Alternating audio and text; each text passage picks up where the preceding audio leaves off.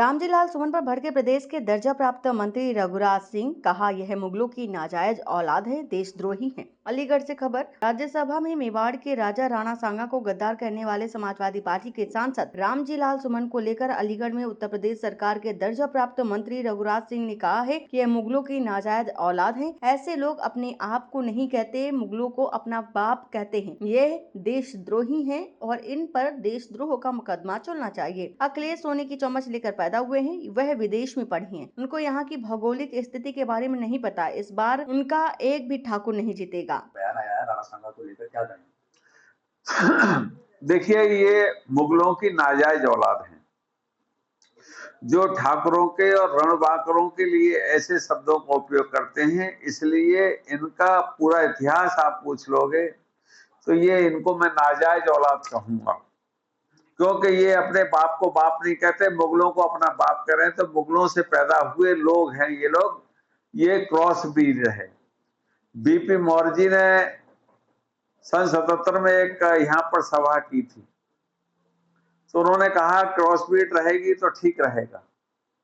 तो इसलिए मैं आपके माध्यम से ये कहूंगा कि ये लोग, ठाकुरों ने देश को बचाया, ठाकुरों ने देश के साथ साथ अपनी सीमाओं को बचाया। ये देश 25 बार कटा, लुटा, पिटा, ऐसे बेईमानों के कारण, ऐसे नाजायज औलादों के कारण जो अपने देश का खाते और गाते मुगलों का हैं। तो ये मुगलों के यहाँ खाने वाले लोग और मुगलों को अपना पूर्वज बताने वाले लोग, ये देश के हमेशा गद्दार रहेंगे। ये देश के भारी गद्दार हैं। तब भी मुगलों के टाइम में भी ऐसे गद्दार थे, अंग्रेजों के टाइम भी गद्दार थे और आज भी गद्दार हैं। कौन लोग हैं जिनका नाम आपने लिया?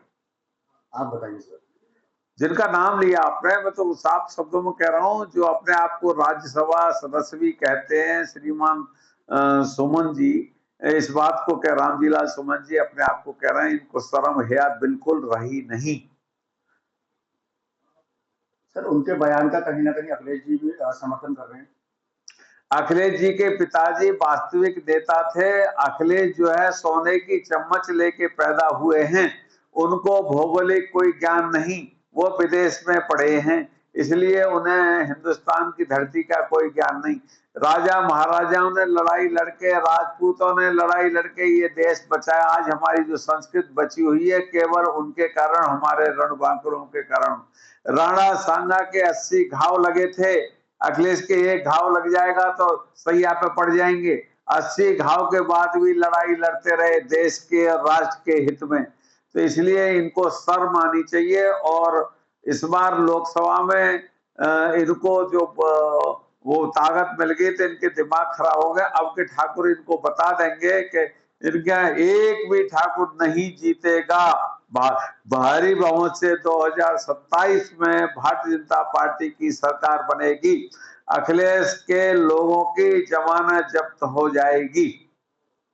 जिस तरीके से बयानबाजी होते रहते हैं, हाल ही में जो बयान आया है, इसे किस नजर से देखते हैं? क्या वाकई जिस तरीके से उन्होंने उनको गद्दार कहा, तो क्या गद्दार थे या क्या कहेंगे? ये नपुंसक लोग हैं जो कि ऐसी भाषाओं का उपयोग करते रहते हैं।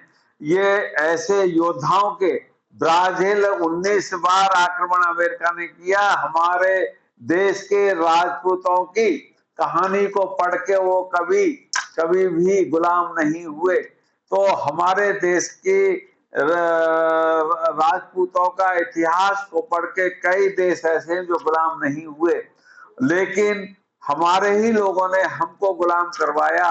600-700 साल मुगलों के, 200 साल अंग्रेजों के। डिवाइड एंड रूल वाली पॉलिसी ये तब भी थे ऐसे नपुंसक, और आज भी हैं। इसी कारण ये देशद्रोही हैं, इन पे देशद्रोही का मुकदमा चलना चाहिए। आपके माध्यम से इतना ही मेरा कहना है। जय हिंद, जय भारत, धन्यवाद।